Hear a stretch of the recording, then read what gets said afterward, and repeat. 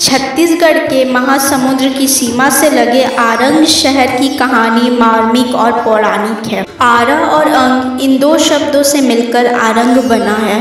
प्रचलित कथा के अनुसार जब राजा रानी ने साधु के भेष में पहुंचे भगवान श्री कृष्ण और अर्जुन को दिए गए वचन को निभाने के लिए अपने बेटे को आरा से चीर कर शेर को भोजन परोस दिया। राजा रानी ने बेटे की कुर्बानी देकर अपना वचन निभाया। छत्तीसगढ़ की राजधानी रायपुर से 36 किलोमीटर दूर दानवीर राजा मोरध्वज की नगरी आरंग स्थित है। आरंग के बस स्टैंड में रानी पद्मावती और राजा मोरध्वज के द्वारा अपने बेटे ताम्रध्वज को आरा से चीरते हुए मूर्ति कला से प्रदर्शित किया गया है। इनमें आरा और अंग से मिलकर आरंग नामकरण होना दिखाया गया है। इस पौराणिक कथा के कारण ही इस शहर का नाम आरंग पड़ा। पौराणिक कथाओं के अनुसार महाभारत का युद्ध जीतने के बाद पांडवों ने अश्वमेध यज्ञ किया। इस यज्ञ का विधान होता था कि एक घोड़े को स्वतंत्र विचरण करने के लिए छोड़ दिया जाता था और यदि उस अश्व को किसी ने पकड़ लिया तो माना जाता था कि वह युद्ध के लिए चुनौती दे रहा है। पांडवों द्वारा छोड़े गए घोड़े को राजा मोरध्वज ने पकड़ लिया। इससे अर्जुन क्रोधित हो गए और युद्ध करने पर आतुर हो गए। तब श्री कृष्ण ने अर्जुन को रोका और राजा मोरध्वज की विशेषताएं बताई। दोनों मिलकर राजा की दानशीलता और त्याग की परीक्षा लेने के लिए आरंग पहुंचे।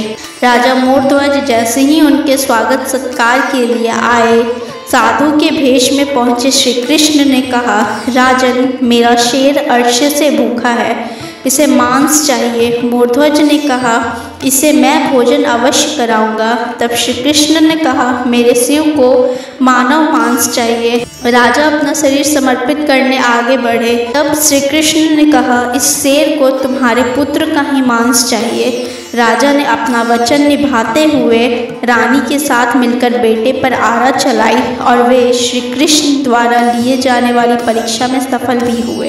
तब से यह नगरी आरंग के नाम से प्रख्यात है। ऐसी किंवदंती है कि ईश्वर कृपा से राजा मोरध्वज के बेटे ताम्रध्वज पुनर्जीवित हो गए थे। छत्तीसगढ़ के महासमुंद की सीमा से लगे आरंग शहर की कहानी मार्मिक और पौराणिक है। आरा और अंग इन दो शब्दों से मिलकर आरंग बना है।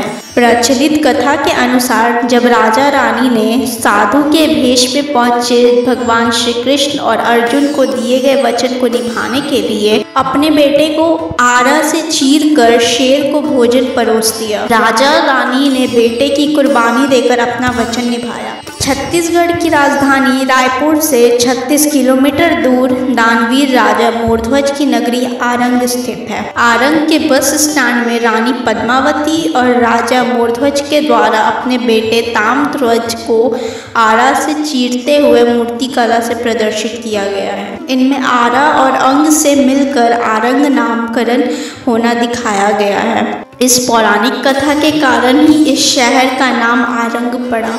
पौराणिक कथाओं के अनुसार महाभारत का युद्ध जीतने के बाद पांडवों ने अश्वमेध यज्ञ किया।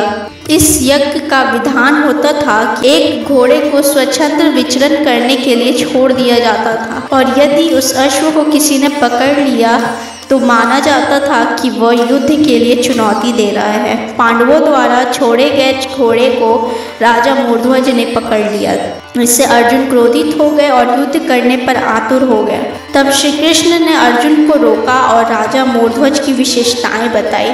दोनों मिलकर राजा की दानशीलता और त्याग की परीक्षा लेने के लिए आरंग पहुंचे। राजा मोरध्वज जैसे ही उनके स्वागत सत्कार के लिए आए, साधु के भेष में पहुंचे श्री कृष्ण ने कहा, राजन, मेरा शेर अर्श से भूखा है, इसे मांस चाहिए। मोरध्वज ने कहा, इसे मैं भोजन अवश्य कराऊंगा। तब श्री कृष्ण ने कहा, मेरे शिव को मानव मांस चाहिए। राजा अपना शरीर समर्पित करने आगे बढ़े। तब श्री कृष्ण ने कहा, इस शेर को तुम्हारे पुत्र का ही मांस चाहिए। राजा ने अपना वचन निभाते हुए रानी के साथ मिलकर बेटे पर आरा चलाई और वे श्री कृष्ण द्वारा लिए जाने वाली परीक्षा में सफल भी हुए। तब से यह नगरी आरंग के नाम से प्रख्यात है। ऐसी किंवदंती है कि ईश्वर कृपा से राजा मोरध्वज के बेटे ताम्रध्वज पुनर्जीवित हो गए थे। तो मित्रों, हमारे ये प्रयास आपको कैसा लगा कमेंट करके जरूर बताएं। वीडियो को लाइक कर दें, चैनल को सब्सक्राइब करके बेल आइकन दबाना ना भूलें ताकि हमारा वीडियो संबंधित नोटिफिकेशन आपको हमेशा मिलती रहे। धन्यवाद।